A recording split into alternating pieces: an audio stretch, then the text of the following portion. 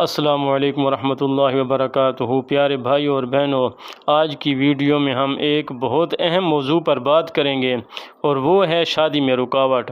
اکثر نوجوان لڑکے اور لڑکیاں یا ان کے والدین یہ پریشانی لے کر بیٹھے ہوتے ہیں کہ ہر رشتہ آتے آتے ٹوٹ جاتا ہے یا بات بننے سے پہلے ہی ختم ہو جاتی ہے۔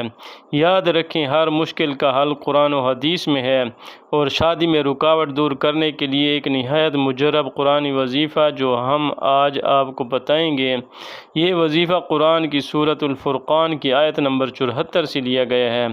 اللہ تعالیٰ قرآن پاک میں فرماتا ہے، بسم اللہ الرحمن الرحیم، ربنا هب لنا من ازواجنا وذریاتنا قرۃ اعین واجعلنا للمتقین اماما۔ مفہوم اس آیت کا یہ ہے، اے ہمارے رب، ہمیں ہماری بیویوں اور اولاد سے آنکھوں کی ٹھنڈک عطا فرما اور ہمیں متقی لوگوں کا امام بنا دے۔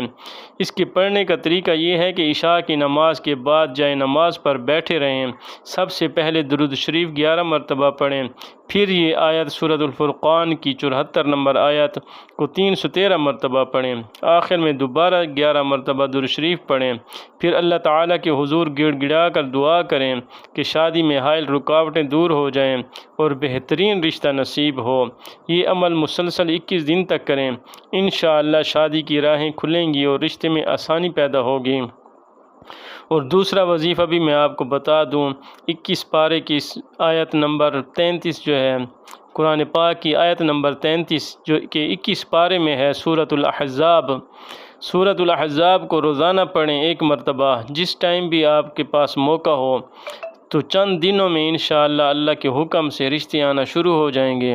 اور جس گھر میں شادی کرنا مقصود ہو، تو یہ قرآن پاک کی آیت جو ہے، یہ سورت جو ہے قرآن پاک کی، اس کو ایک سفید کاغذ کے اوپر لکھ کے اس گھر میں جا کے چھپا دیں، تو اللہ کے حکم سے اسی گھر میں آپ کا رشتہ طے ہو جائے گا۔